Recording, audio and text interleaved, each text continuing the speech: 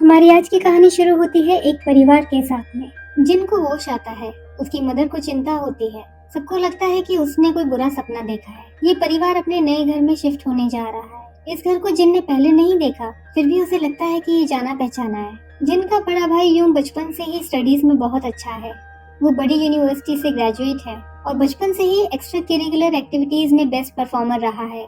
वो घर के हर छोटे बड़े काम को आसानी से कर लेता है। उसमें कोई बुरी आदत भी नहीं है। वो एक आइडियल बेटा है। जिन भी चाहता है कि काश वो अपने बड़े भाई जैसा बन सके। 1 साल पहले यूं का एक्सीडेंट हुआ, जिसकी वजह से वो लंगड़ा कर चलता है। दोनों भाई एक रूम में शिफ्ट होते हैं क्योंकि घर के पुराने मालिक ने दूसरा कमरा खोलने से मना किया है। जिन के रूम में एक आदमी आता है। वो जिन से पूछता है कि यूं आपका बड़ा भाई है। उसे यकीन नहीं होता कि यूं जिन का बड़ा भाई हो सकता है। जिन कहता है कि हम एक जैसे नहीं रखते, पर हम सगे भाई हैं और वो मेरा बड़ा भाई ही है। तभी यूं आ जाता है और उस आदमी को जाने के लिए कहता है। रात को डिनर टेबल पर जिन को दूसरे कमरे में जाने से मना किया जाता है क्योंकि पुराने ओनर ने अपना सामान नहीं निकाला है और उसे मेडिसिन टाइमली लेने के लिए कहा जाता है। तभी जिन को कुछ आवाज ऊपर से सुनाई देती है। उसे लगता है कि कोई ऊपर है, पर बाकी लोग किसी भी आवाज से इनकार करते हैं। जिन देर रात तक पढ़ाई करता है। सोने से पहले वो गाने सुनता है। तभी फिर से उसको कुछ आवाजें सुनाई देती हैं। बार बार आवाज आने से उसका शक दूसरे कमरे पर जाता है। वो दूसरे कमरे का दरवाजा खोलने ही वाला होता है कि तभी यूं आ जाता है। वो उसे बताता है कि उसे कुछ आवाजें सुनाई दी थी। यूं कान लगाकर सुनने की कोशिश करता है, पर कोई आवाज नहीं आती। वो जिनको कहता है कि वो पढ़ाई ना करने के बहाने बना रहा है। वो उसे फ्रेश एयर लेने के लिए बाहर ले जाता है। दोनों बाहर बारिश के मौसम का मजा लेते हैं। यूं के पास उसके पिता का कॉल आता है। वो उसे जरूरी काम से घर वापस बुलाते हैं। यूं जिन को यहाँ रुकने के लिए कहता है। फिर वो घर की तरफ निकल जाता है। जिन सॉन्ग सुनते हुए रोड की तरफ आता है, इस बात से अनजान कि आगे क्या होने वाला है। वहाँ वो अचानक देखता है कि उसके भाई को कुछ लोग किडनैप कर रहे हैं। जिन उनका पीछा करता है। वो उन्हें पकड़ नहीं पाता, पर गाड़ी का नंबर याद कर लेता है। जिन घर आकर पेरेंट्स को किडनैपिंग के बारे में बताता है और बेहोश हो जाता है। होश आने पर डिटेक्टिव जिन के घर आते हैं। जिन उन्हें सारी कहानी बताता है और गाड़ी का नंबर भी बताता है। डिटेक्टिव बताता है कि ये नंबर प्लेट तो एग्जिस्ट ही नहीं करती है। जिन बार बार कहता है कि उसे गाड़ी का नंबर बहुत अच्छे से याद है, पर डिटेक्टिव उसकी बात पर एग्री नहीं करते। वो कहते हैं कि अंधेरी रात थी और बारिश भी हो रही थी। हो सकता है कि तुमसे देखने में कोई गलती हुई है। सभी लोग रोजाना रैंसम कॉल का वेट करते हैं, पर कोई कॉल नहीं आता। 2 हफ्ते तक सभी ने इंतजार किया, पर कोई कॉल नहीं आया, न ही यू की कोई खबर आई। जिन रोजाना सपने में एक आदमी को देखता है। उसे वो जाना पहचाना लगता है, पर वो उसे नहीं जानता। जिनको दूसरे कमरे से फिर से कुछ आवाजें आती हैं। दरवाजा खुलता है। जिन डर कर खुद को ढक लेता है। फिर वो अचानक उठता है तो पता चलता है कि ये सब एक सपना था। अचानक 19वें दिन यूं घर वापस आ जाता है। दोनों एक दूसरे से मिलकर बहुत खुश होते हैं। डॉक्टर से पता चलता है कि यूं को डिसोसिएटिव एमनीशिया हुआ है, जिसमें उसकी किडनैपिंग के बाद से अब तक की दर्द भरी यादें गायब हो चुकी हैं। जिन सोते हुए महसूस करता है कि कोई उसके पास खड़ा है। फिर वो देखता है कि यू अपने बेड पर नहीं है। जिन यू का इंतजार करते हुए सो जाता है। सुबह यू अपने बेड पर मिलता है। पेरेंट्स अभी बाहर गए हुए हैं। जिन अपनी एंजाइटी पिल्स लेता है, पर वो नीचे गिर जाती हैं। तभी यू आता है और कुछ खाना खाने के लिए कहता है। जिन यू से कल रात बाहर जाने के बारे में पूछता है, पर यू मना करता है कि वो सो रहा था और कहीं नहीं गया। वो कहता है कि तुमने शायद कोई ख्वाब देखा होगा। ये कहकर यूं बाहर की तरफ जाता है। जिन यूं को देखता है और कहता है कि अब तुम लंगड़ा नहीं रहे हो। यूं जिन को कहता है कि मुझसे अब मजाक मत करो, मुझे देर हो रही है। ये कहकर यूं बाहर चला जाता है, पर इस बार लंगड़ा रहा होता है। जिन को लगता है कि उसने कुछ गलत समझ लिया और आराम से अपना खाना खाता है। जिन देर रात तक स्टडी करता है और टेबल पर ही सो जाता है। तभी यूं जिन के पास आके खड़ा हो जाता है और उसे घूरने लगता है। यूं पेंसिल की नोक को जिन की आंखों के पास बढ़ाता जाता है। तभी उसकी नोक टूट जाती है। यूं को पता नहीं, पर जिन होश में होता है। यूं का ऐसा करना उसे परेशान करता है। वो घर से रात को बाहर निकलता है। जिन उसका पीछा करता है। यूं अब बिल्कुल ठीक चल रहा था। वो लंगड़ा नहीं रहा था। जिन यूं का टैक्सी से पीछा करता है। जिन परेशान है कि जब से उसका भाई लौटकर आया है तब से वो बदल गया है। यूं एक जगह पहुंच जाता है जहां जिन उसे डिटेक्टिव से बात करते हुए पाता है। ये वही लोग थे जो यूं की किडनैपिंग के केस पे काम कर रहे थे। वो देखता है कि उसका भाई स्मोक कर रहा है और डिटेक्टिव्स उसके आगे सर झुका रहे हैं, जैसे वो उनका बॉस हो।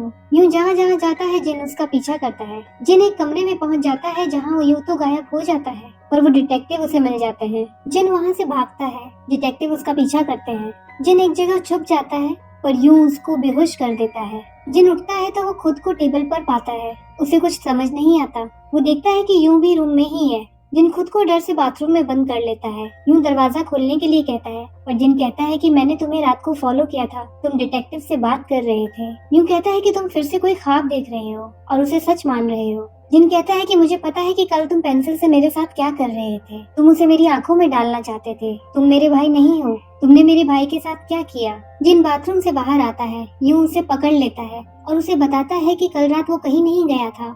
वो पेंसिल, टैक्सी जिससे तुमने मेरा पीछा किया, और वो आदमी जो तुम्हें मिले, ये सब कुछ हुआ ही नहीं है। यूं उससे पूछता है कि कल तुमने मेडिसिन ली थी या नहीं ली थी। जिनको याद आता है कि कल उससे मेडिसिन नीचे गिर गई थी तो वो उसे ले नहीं पाया। यूं कहता है कि ये सब इसीलिए तुम्हारे साथ हो रहा है। तुम अपनी मेडिसिन टाइमली लो। यूं उसे अपने सामने मेडिसिन खिलाता है और फिर घर से बाहर चला जाता है। जिन यूं को खिड़की से जाते हुए देखता है और वो लंगड़ा रहा था। जिनकी नजर अपने टेबल पर जाती है जहां वो देखता है कि पेंसिल की नोक टेबल पर निकली रखी है। इसका मतलब कल उसके साथ सब कुछ सच में हुआ था। वो कोई बुरा ख्वाब नहीं था।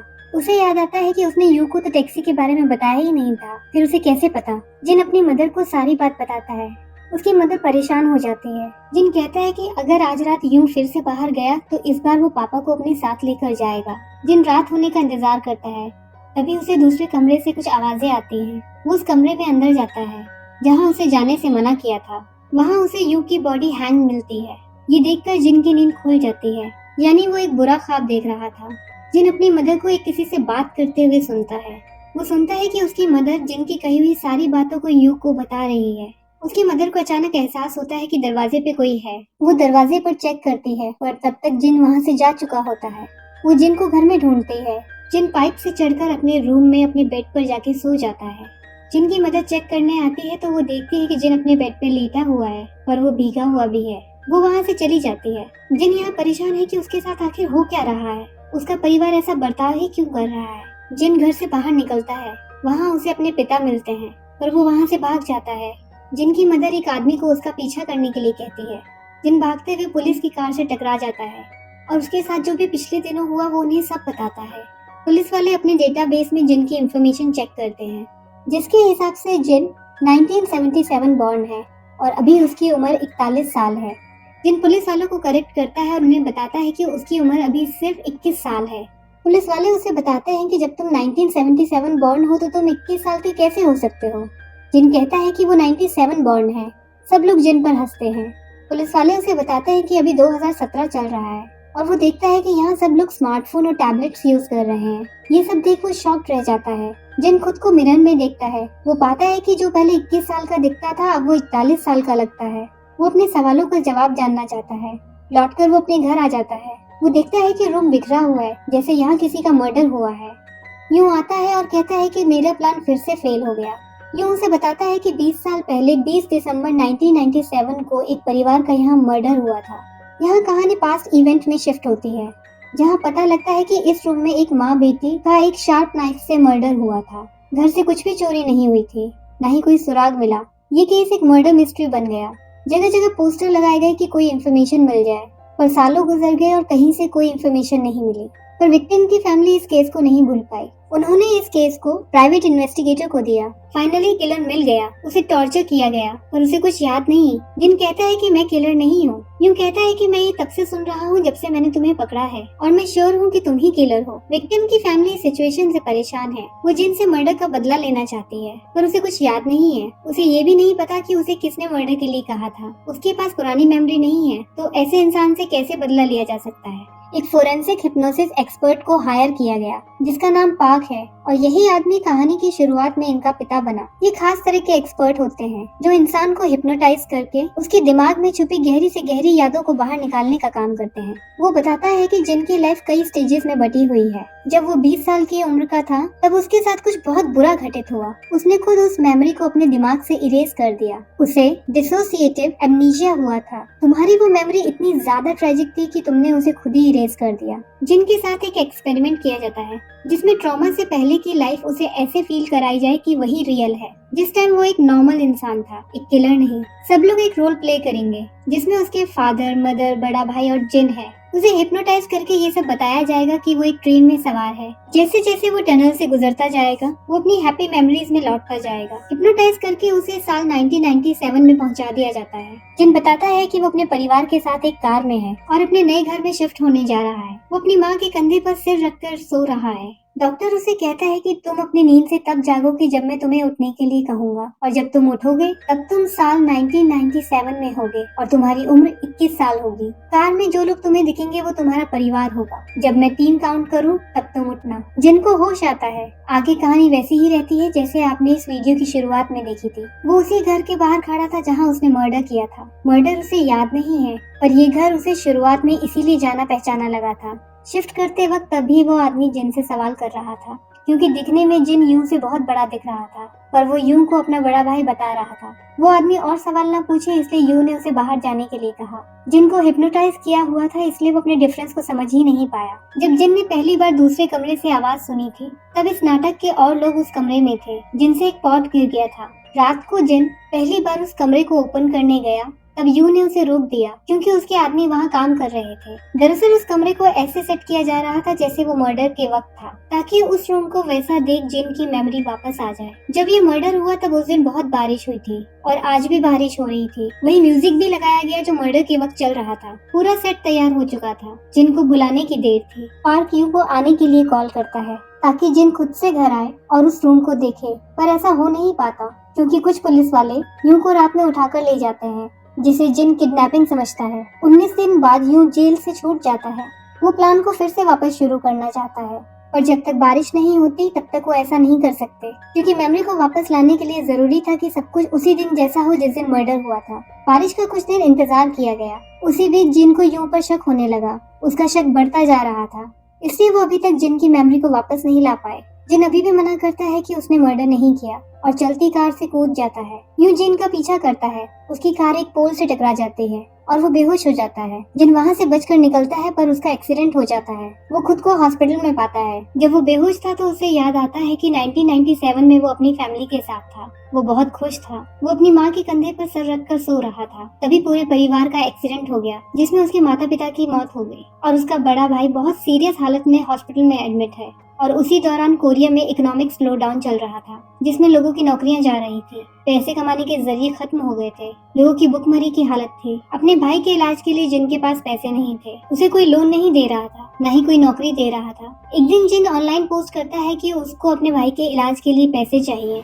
और वो बदले में कुछ भी करेगा। डॉक्टर जिन के पास आता है। उसे कहता है कि तुम्हारे भाई की हालत ये पिछले 6 महीनों से है और अब जरूरी है कि उसकी सर्जरी की जाए, पर सर्जरी के लिए जिन के पास पैसे नहीं है। अचानक जिन के पास ऑनलाइन पोस्ट का जवाब आता है। वो आदमी पैसे देने को तैयार है पर बदले में मर्डर करने को कहता है। जिन ये करना नहीं चाहता पर वो हाँ कर देता है। जिन उसी घर में मर्डर के लिए जाता है जो घर आपने वीडियो की शुरुआत में देखा था, इसलिए जिनको ये घर जाना पहचाना लग रहा था। उसे बताया गया था कि उसे वहाँ एक औरत मिलेगी और 2 बच्चे होंगे। उसे सिर्फ उस औरत को मारना है और वापस आ जाना है। जिन वहाँ घर में एक परिवार को देखता है। वो मर्डर का इरादा बदल देता है। वो उस औरत को शोर मचाने से मना करता है। वो कहता है कि वो किसी को कुछ नहीं करेगा और यहाँ से चला जाएगा। ये सब उस औरत की बेटी देख लेती है। उसे शांत करने के लिए जिन उसके पीछे जाता है। उसे शोर मचाने से मना करता है। जिन गलती से उस लड़की पर गिर जाता है और नाइफ उसके पेट में लग जाता है। वो ऐसा नहीं करना चाहता था। खून बहने से उस लड़की की मौत हो जाती है। तभी लड़की की माँ आ जाती है। उसके चिल्लाने से जिन अपने होश खो बैठता है और ना चाहते हुए भी उसे मार देता है। जिन बहुत पछताता है और बाहर निकलता है। तभी एक बच्चा उसे मिलता है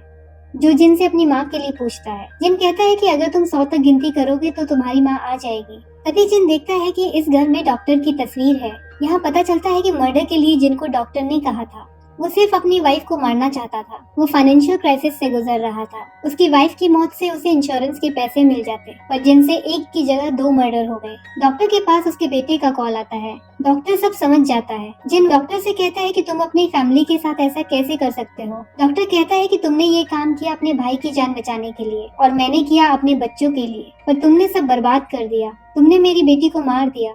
अब तुम्हारा भाई भी नहीं बचेगा। पर वो अचानक ऊपर से नीचे गिरता है। जिन उसे बचाने की कोशिश करता है पर उसका हाथ छूट जाता है। इस घटना से जिन के दिमाग पर बहुत गहरा असर होता है। वो डिप्रेशन में चला जाता है। अब यहाँ सीन 2017 में शिफ्ट होता है जहाँ जिन हॉस्पिटल में है, जहाँ वो एक्सीडेंट के बाद आया था। यूं जिन के पास है। वो उसे जहर के इंजेक्शन से मार देना चाहता है। जिन यूं से कहता है कि उसने जो भी किया वो उसके लिए माफी चाहता है। यूँ समझ जाता है कि जिन को सब कुछ याद आ गया है, शायद एक्सीडेंट से उसकी मेमोरी रिकवर हो गई है। यूँ जानना चाहता है कि उसने मर्डर क्यों किया, क्या ये इंश्योरेंस के पैसों के लिए किया गया या फिर कुछ और। यहाँ पता चलता है जिन ने जिस छोटे बच्चे को घर में जिंदा छोड़ा था वो यूं ही है, वो उस डॉक्टर का बेटा है। यूं बताता है कि मर्डर के बाद सारा पैसा उसके रिलेटिव्स ने ले लिया और उसे अनाथ की तरह छोड़ दिया। वो हर रात रोता था, वो चाहता था कि वो उस इंसान को मार दे जिसने उसके परिवार को मार दिया। जिन उससे माफी मांगता है, यूं जानना चाहता है कि क्या उसके फादर ने उसे मर्डर करने के लिए कहा था। जिन मना कर देता है, वो उसके पिता की सच्चाई उसे नहीं बताता। वो कहता है कि उसने ये सब कुछ अकेले ही किया